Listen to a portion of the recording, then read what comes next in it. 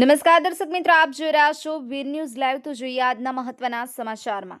માંડવી તાલુકાના ગામ ભારાપરના સરપંચના ઇન્ટરવ્યૂ દરમિયાન જાણવા મળેલ કે 2 મહિના જેટલા વિશેષ સમયથી ગામ ભારાપર મધ્યના પુલિયાનું કામ બંધ છે, જેના લોકોને પરેશાની થાય છે। જે બાબતે કોન્ટ્રાક્ટરને વાત કરેલ તેમ છતાં કામ હજી પણ સ્થગિત છે, તેમજ ગામની અંદર આવેલ દબાણો સંબંધે પણ અવારનવાર રજૂઆતો કરવામાં આવેલ છે, તેમ છતાં કોઈ પણ જાતના પગલાં સંબંધિત ખાતા દ્વારા લેવામાં આવેલ નથી અને ગામમાં દારૂનો વધતો જતો ત્રાસ પણ તેની ચરમસીમા પર અને રેતીની ચોરીમાં પણ બનાવો બન્યા છે, તેમ છતાં કોઈ પણ જાતના પગલાં લેવામાં આવતા નથી। તે બાબતે તંત્રનું ધ્યાન દોરવા મારી અરજ છે। બ્યુરો રિપોર્ટ, વીર ન્યૂઝ લાઈવ। રમેશ સત્યની સાથે। તમારા ગામની આસપાસ બનતી ઘટના કે સમાચાર કે જાહેરાત આપવા અમારો સંપર્ક કરો।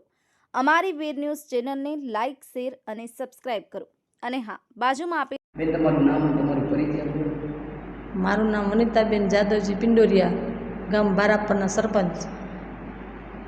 આ ગામનું કામ, પુલિયાનું કામ જે કોઈ રાખ્યું છે, કંત્રાટી જે કોઈ છે એને હું એટલી વિનંતી કરું કે જલ્દીથી જલ્દી પૂરું થાય, કેમ કે ગામના લોકો મને ત્રાસ આપે છે કે આ સરપંચ કાંઈ કામ કરાવતા નથી ને અત્યારે ઉપર વરસાદની સિઝન આવી ગઈ છે ને 2 મહિનાથી આ રસ્તો ખોદી નાખ્યો છે, તો પછી નથી ડાયવર્ઝન કરી આપ્યું કાંઈ ને એમને એમ રસ્તો ખોદી નાખેલો છે।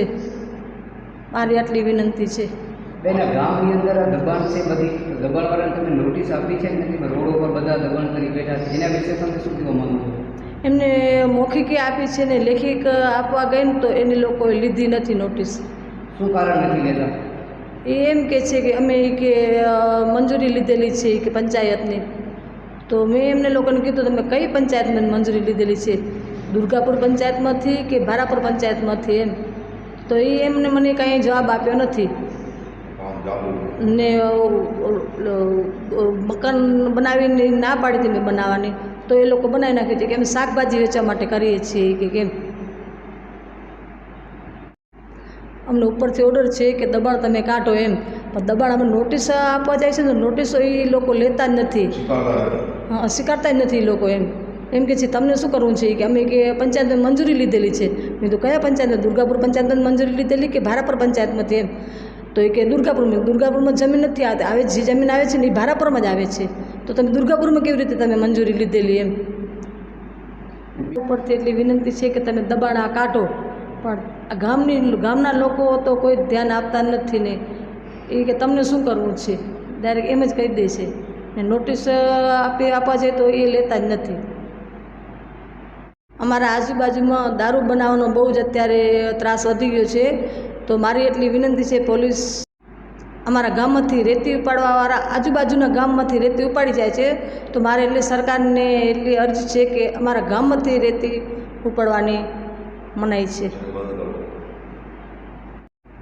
અમારા ગામમાં આજુબાજુ દારૂ વેચાય બહુ છે, એને બંધ કરવા માટે પીએસઆઈને મારે વિનંતી છે એટલી કે બંધ કરે દારૂ એમ।